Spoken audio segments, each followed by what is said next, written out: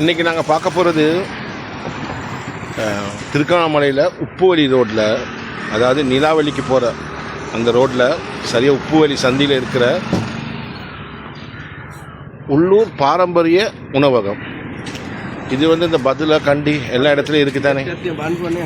எல்லபோஜன் அதில் தமிழ் வேர்ஷன். அங்கே என்ன இருக்குன்னு பார்ப்போமா? பார்த்தீங்கன்னா எல்லாமே தமிழில் தான் எழுதியிருக்கு. விலைப்பட்டியல் நல்ல தெளிவாக போட்டிருக்கு. பார்த்தீங்களா, பாரம்பரிய உணவு விலைப்பட்டியல். இந்த இடத்துல இருக்குது ஜூஸ் வகைகள் எல்லாம் பாருங்கள், மேலே போட்டிருக்காங்க. நஞ்சற்ற உணவக விலைப்பட்டியல். இடியாப்பம் 140 ரூபா, 10 பிட்டு நூடுல்ஸ் இடியாப்பம், பிட்டு கொத்து, மரக்கறி அவியல், கீரை பிட்டு, குழக்கப்பட்டு எல்லாம் பிட்டு அவியல் இந்த பக்கம் இருக்குது. இங்கே தோசை, குண்டு தோசை ஒன்று விற்கிறாங்க. அது எனக்காக போட்டிருக்காங்க போல். மற்றது அப்பம், பாலாப்பம், பூரி, உப்புமாலாம் இந்த செக்ஷன். அடுத்து அப்படியே வந்தால் இதில் கஞ்சி வகைகள் எல்லா கஞ்சி இருக்குது. காளான் சூப், மரக்கறி சூப், தேநீர், இஞ்சி தேநீர், இலைக்கஞ்சி, குரக்கன் வகைகள் எல்லாம். இங்கிட்டு இப்படி வந்தீங்கன்னா வடை, மரவள்ளி, மோதகம் இதெல்லாம் இருக்குது. இப்படி இங்கிட்டு வந்தீங்கன்னா சப்பாத்தி, மரக்கறி ரொட்டி, ரோல்ஸ் அந்த மாதிரிலாம் சோட்டிஸ் எல்லாம் இருக்குது. இந்த பக்கம் தான் இருக்குது இட்லி, தோசை, நெய் தோசை. இட்லி ஒன்று 40 ரூபா பார்ப்போம். அங்கிட்டு நல்ல கூட்டமாக இருக்குது இந்த இடத்துல. எல்லாம் வரிசையில் நின்று தான் போகணும். நாங்களும் வாங்க வரிசையில் நின்று போயிட்டு சாப்பிட்டு பார்ப்போம் வாங்கி.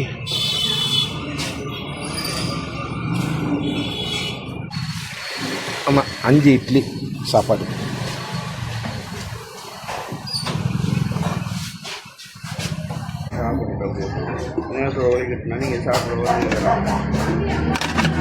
அஞ்சு இட்லி கேட்டேன்.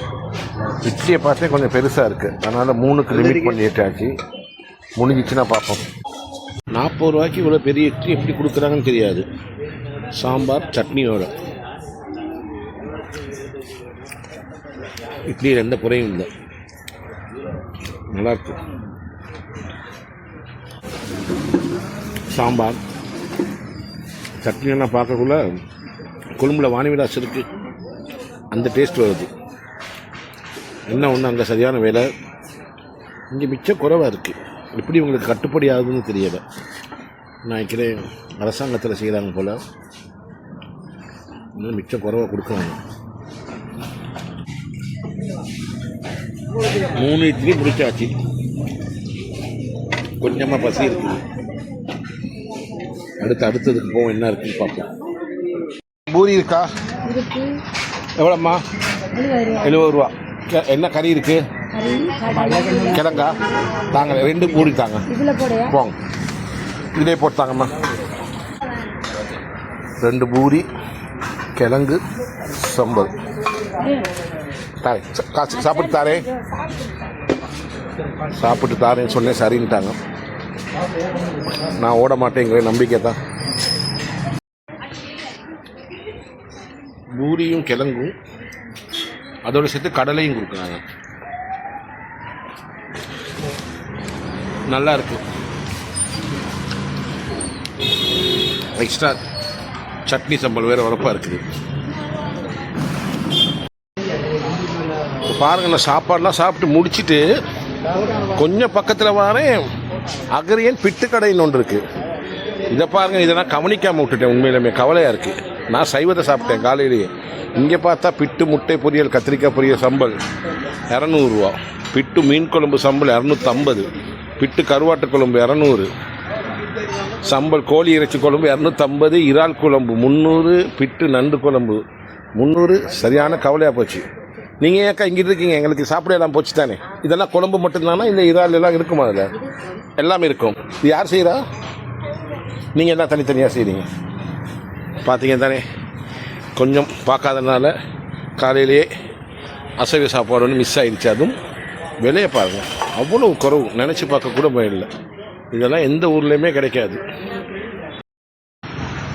ட்ரிங்கோ நிலாவளிக்கு ட்ரிப் வர மக்கள் கட்டாயம் இங்கே ஒருக்கா வாங்க. ஏன்னு சொன்னால் இது நம்ம மக்கள் செய்கிற ஒரு தொழில், அதுவும் விலை ரொம்ப குறைவாக நல்ல டேஸ்ட்டாக சமைச்சு கொடுக்குறாங்க.